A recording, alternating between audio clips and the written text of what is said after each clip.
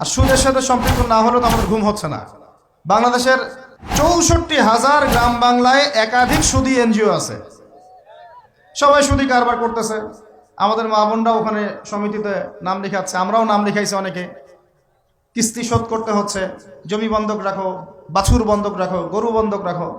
শেষমেশ ধনীরা ধনী হচ্ছে, গরিবরা গরিব হচ্ছে।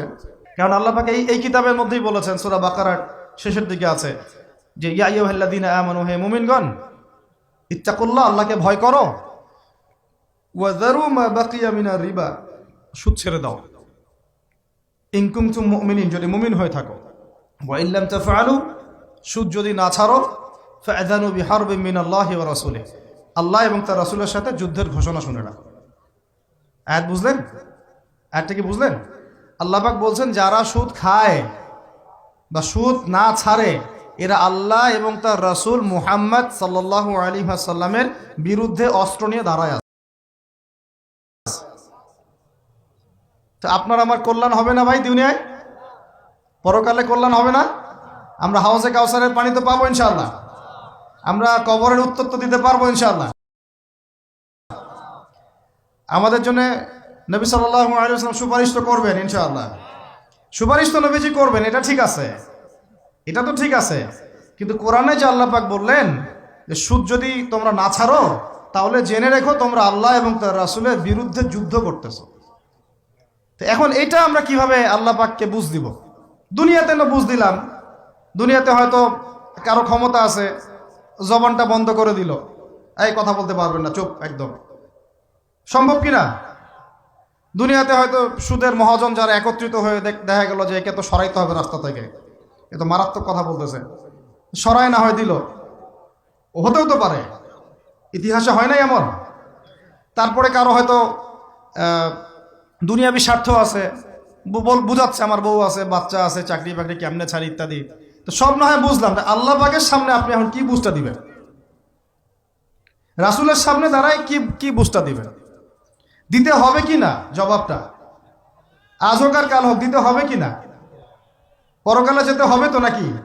তো তাই যদি হয়, এটা যদি আমাদের ফাইনাল ডেস্টিনেশন হয়, চূড়ান্ত গন্তব্য হয়, তাহলে কোন ব্যক্তি বুদ্ধিমান, যে দুনিয়াতে সংশোধিত হয় সে, নাকি পরকালে যে ব্যক্তি অপেক্ষায় বসে থাকে সে? এখন এই সংশোধনের দিকে যদি আমরা দাওয়াত দিই, আমরা কি মৌলবাদী হয়ে যাব? সমাজের শত্রু হয়ে যাব? দেশ ও জাতির শত্রু হয়ে যাব? সুদী কারবার ছাড়া অর্থনৈতিক বিষয় কি চালানো সম্ভব না?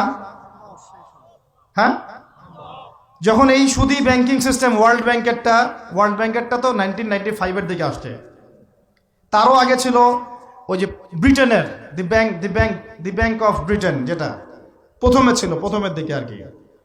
ও সারা বিশ্বকে শাসন করতে এক সময়, তার আগে করেছে জার্মানি, তারপরেও আসছে ও, এই পশ্চিমাদের দৌরত্ব ফরাসি বিপ্লবের পরে।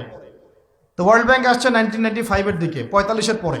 এর আগে মুসলমানরা বিশ্ব শাসন করে নাই, চার খলিফা করেন নাই, উমাইয়ারা, আব্বাসীয়রা, ফাতেমেরা, মোগলরা, তুর্কিরা, ওসমানীয়রা, তারা কি বিশ্ব শাসন করে নাই? তো তখন কি সুদ দিয়ে পুরো বিশ্বের অর্থনীতি পরিচালিত হয়েছে? বিকল্প কোনো ব্যবস্থা কি কোরআন এবং হাদিসে নাই? তো যদি সেটা থাকে আর আমরা যদি এটাকে পাশ কাটায় যাই, গিয়ে পশ্চিমাদের এই অর্থনীতি যদি আমরা গ্রহণ করি, সেভাবে জীবনযাপন করতে থাকি, তো আল্লাহর সামনে কি ভাই আমাদেরকে দাঁড়াতে হবে না? আল্লাহ পাক আমাদের সবাইকে যেন কথাগুলো মন দিয়ে বোঝার তৌফিক দান করেন। এখন যদি পুরো সিস্টেমটা আমরা চেঞ্জ করতে না পারি, ওই ক্ষমতা আমাদের নাই মনে করেন, ব্যক্তি জীবন থেকে সুদ দূর করা যাবে না? আমাকে কি রাষ্ট্র প্রশাসন একদম সুদ না খাইলে অ্যারেস্ট করে নিয়ে যাবে? আমি যদি বলি আমি সুদ খাবো না, সুদভিত্তিক ব্যাংকিং সিস্টেমে আমি ডিলিংস করব না, অ্যাকাউন্ট থাকতে পারে আপনার, কিন্তু আপনি ডিলিংস করতেছেন না, ঠিক আছে? সুদের টাকা যদি আসেও ওটা আপনি ছেড়ে দিচ্ছেন, নিচ্ছেন না, এবং সুদী এনজিও কারবার এগুলোর সাথে আপনি যুক্ত হচ্ছেন না, তো আপনাকে কি অ্যারেস্ট করে নিয়ে যাওয়া হবে জেলখানায়? কেন খাচ্ছিস না বলেন, নিয়ে যাওয়া হবে?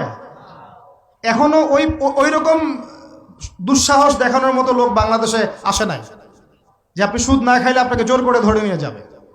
আছে এরকম কেউ? কখনো করবে না তারা এই কাজটা ইনশাআল্লাহ। আর যদি করে তাহলে তো আল্লাহর গজব নেমে আসবে। তো এখন তাহলে সুদ খাচ্ছে কে? আপনি আমি নিজেই। কে খাচ্ছে তাহলে? আমরা নিজেরাই খাচ্ছি। হয় আমি খাচ্ছি, না হলে আপনি খাচ্ছেন, না হলে আপনার স্ত্রী খাচ্ছে, না হলে আপনার বাবা খাচ্ছে। অতএব সুদের মধ্য দিয়ে আমরা আল্লাহ এবং তার রাসূলের সাথে সরাসরি যুদ্ধ করতেছি। বদরের যুদ্ধে কি আবু জাহেলরা পরাজিত হয় নাই? উহুদের যুদ্ধে, খন্দকের যুদ্ধে, মুতা, ইয়ারমুকে, এই শতাব্দীর পর শতাব্দী আল্লাহ এবং তার রাসূলের বিরুদ্ধে যারা দাঁড়াইছে তারা কি কখনো টিকতে পারছে? আজকে পশ্চিমারা সারা বিশ্বকে এভাবে সুদখোর বানিয়ে দিয়েছে, আর প্রত্যেকটা মুসলিম কান্ট্রি এর খপ্পরে পড়ে গেছে, বের হতে পারতেছে না। বের হওয়ার জন্য শুধু একটা জিনিস দরকার, একটা জিনিস, সেটা হচ্ছে আল্লাহ এবং তার রাসূলের প্রতি পরিপূর্ণ বিশ্বাস, ঈমান। এইটা আমাদের অর্জন হয় নাই, এটাই সত্য কথা। অর্জন যদি হতো তাহলে আমরা বিকল্প চিন্তা করতে পারতাম। যদি আফগানিস্তান আগামী 10 বছর এভাবেই অর্থনীতি চালাতে পারে, এখন তাদের যে অবস্থা, আগামী 10 বছর যদি আর নতুন করে যুদ্ধ বিগ্রহ না হয় এবং তারা যদি এভাবেই আরো 10 বছর তাদের ডাবল কারেন্সির অর্থনীতি চালাতে পারে, সুদহীন, জাকাত ভিত্তিক, ইসলামিক, আমাদের বিশ্বাস আগামী 10 বছরে দেখবেন তারা মার্কিন ডলারের উপরে আধিপত্য বিস্তার করেছে, ইনশাআল্লাহ। ইনশাআল্লাহ। আমি ইকোনমিক্স নিয়ে পড়াশোনা করেছি ভাই, এমনি এমনি কথা বলতেছি না। অনলাইনে যারা আপনাদেরকে এইসব তালগোল মার্কা কথাবার্তা বুঝায়, যে কাগজের টাকা নিয়ে উল্টাপাল্টা কথা বলছে, ইলেকট্রনিক মানি নিয়ে উল্টাপাল্টা কথা বলতেছে, বিটকয়েন, ক্রিপ্টোকারেন্সি নিয়ে কথা বলতেছে উল্টাপাল্টা, ভাই এগুলো আমরা জেনে বুঝে কথা বলতেছি, জেনে বুঝে পড়াশোনা করে এগুলোর উপর আমরা থিসিস করেছি ইউনিভার্সিটিতে, এগুলোর উপরেই। এমনি এমনি কথা বলতেছি না যে পেপার মানি আপনার পকেটে, আমার পকেটে যেটা আছে আপনার পকেটেও সেটাই আছে, এর ভিতরেও সুদ আছে।